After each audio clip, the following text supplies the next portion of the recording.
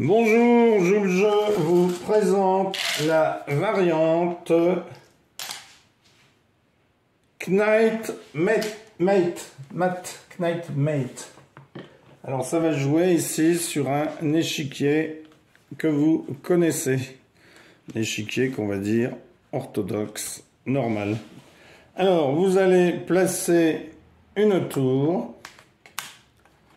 Ensuite vous allez placer un roi, puis vous allez placer un fou, puis vous allez placer une reine, un cavalier, puis vous allez placer un fou, puis vous allez placer un deuxième roi, et puis vous allez placer une tour.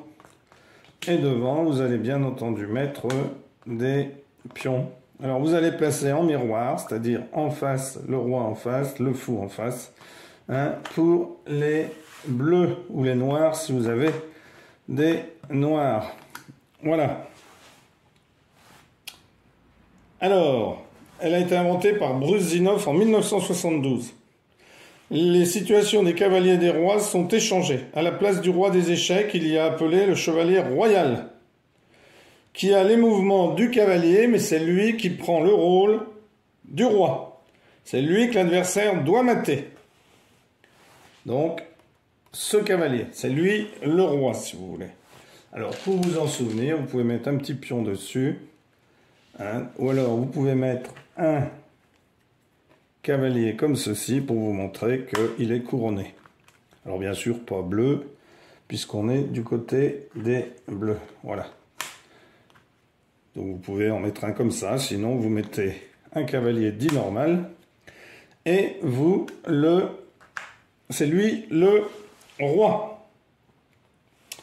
Donc les places habituellement dévolues aux cavaliers sont occupées par deux roturiers ou des rois qui ne sont pas royaux. Et ils se déplacent de la même manière mais sans le pouvoir du roi. Autrement dit, ce sont des pièces ordinaires qui peuvent être capturées par l'adversaire. Pour le reste, les règles des échecs s'appliquent normalement. La position des autres pièces est identique. Le chevalier royal ne peut être capturé et doit donc sortir de ces situations d'échecs. Le roc fonctionne de la même façon. Et les pions peuvent être promus en n'importe quelle pièce, sauf bien sûr en chevalier royal. Voilà. Eh bien, écoutez, n'hésitez pas à essayer cette variante. Au revoir. Merci.